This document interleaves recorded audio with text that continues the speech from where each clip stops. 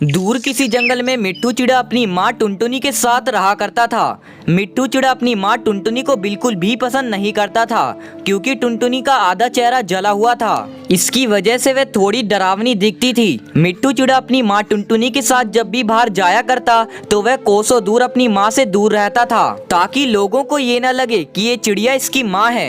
एक दिन मिट्टू चिड़ा अपने स्कूल से वापस आया तो आ गया बेटा, अब जल्दी से हाथ मुंह धोकर खाना खा ले। और हाँ, तुम्हारी क्लास की चिंकू के मम्मी पापा आए थे। उन्होंने क्या कहा? उन्होंने तुम्हें इनवाइट किया है। देख जरा, वे तुझे निवर्तन कार्ड भी दे गए हैं। तुम घर के अंदर नहीं रह सकती थी, बोल देती कि मिट्टू घर पर नहीं है। क्या जरूरत थी कि उनके सामने आने की? और वो मेरे बारे में क्या सोच रहे होंगे?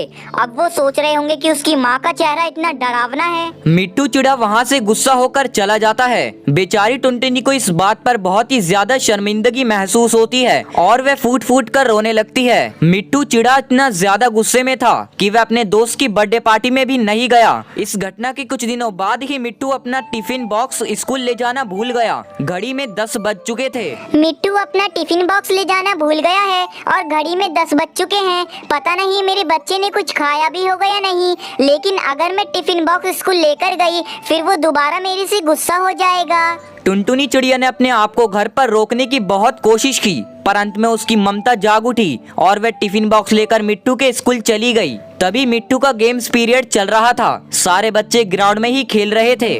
मिट्टू बेटा, देख मैं तेरा टिफिन लेकर आई हूँ। बेटा, आज तू इसे घर पर ही भूल गया था। मिट्टू जल्दी से अपनी माँ के पास जाता है और उससे टिफिन बॉक्स लेकर बोलता है, अरे माँ, तुम यहाँ पर कहाँ से आ गई? मेरे सारे दोस्तों ने तुम्हें देख लिया। अब तुम जल्दी से यहाँ से चली जाओ। आज मिट्टू के सारे दोस्तों ने उसकी माँ का चेहरा देख लिया था। अब मिट्टू को खेलने में भी मन नहीं लग रहा था। कुछ देर बाद स्कूल की छुट्टी की घंटी बजती है। मिट्टू जल्दी जल्दी घर जाता है। आज उसका गुस्सा 7वें आसमान पर था। माँ, क्या जरूरत थी तुझे स्कूल आने की? एक दिन नहीं खाता तो मन नहीं जाता। आज पूरे स्कूल ने तेरा चेहरा देख लिया और वे तरह तरह की बातें बना रहे हैं। अब मैं कल से स्कूल नहीं जाऊंगा। अरे बेटा तुम ऐसा मत करना। तुझे बड़ा आदमी बनाने के लिए ही तेरी माँ दिन रात मिट्टी के बर्तन बेचती है। बेटा मैं तुमसे वादा करती हूँ, मैं तुम्हारे दोस्त या किसी तुम्हारे जानने वाले के सामने कभी नहीं आऊंगी। किसी तरह समझा बुझलाकर अपने बेटे का गुस्सा शांत किया। टूनी अपने वादे के अनुसार मिट्टू के किसी दोस्त या जानने वाले के सामने नहीं जाया करती। ऐसे ही साल महीने सब गुजर जाते हैं, लेकिन मिट्टू एक बड़ा आदमी तो बन गया था, पर उसकी समस्या अभी भी वही थी। आए दिन उसके दोस्त या उसके बॉस उससे मिलने आया करते थे, लेकिन इन सब से बोर होकर मिट्टू अपनी माँ टुनटुनी से कहता है, देखना माँ, आए दिन मेरे दोस्त यहाँ पर आया करते हैं और तुझे भी एक कमरे में बंद रहना पड़ता है। माँ, तू ऐसा कर, गांव में अपना घर तो है ही, वहाँ मैं तुझे खर्चा भेज दिया करूँगा, वहाँ तू आराम से रह। टुनटुनी का दिल ये बात सुनकर अंदर ही अंदर रो रहा था, पर अपने बेटी की खुशी के लिए टूनी चिड़िया बोलती है, ठीक है बेटा, तेरी खुशी में ही मेरी खुशी है। बस मैं तुझे बड़ा आदमी बनते हुए देखना चाहती थी और तू बड़ा आदमी बन गया। ठीक है बेटा, आराम से रहना।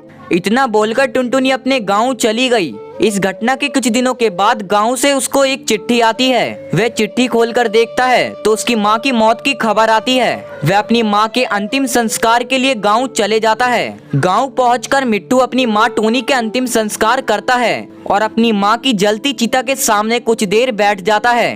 तभी वहाँ कालू कौआ आता है। बहुत अच्छी थी टुनटुनी काकी, उनके मन में किसी और के लिए थोड़ा भी खोट नहीं था। और हाँ, मेरी माँ के गुजर जाने के बाद उन्होंने मुझे एक मेरी माँ जितना प्यार किया। सोचो, वो अनाथ बच्चों के लिए इतना कर सकते हैं तो उन्होंने अपने बेटे के लिए क्या कुछ नहीं किया होगा।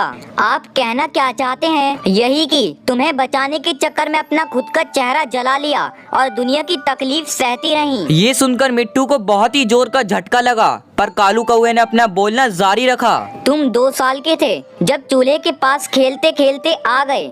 तुम कढ़ाई को हिलाने लगे, चूल्हे पर रखा गर्म तेल गिरने वाला था कि तभी वहाँ काकी आ गई। तुम पर तेल गिरने के बजाय काकी पर गिर गया और उनका आधा चेहरा जल गया।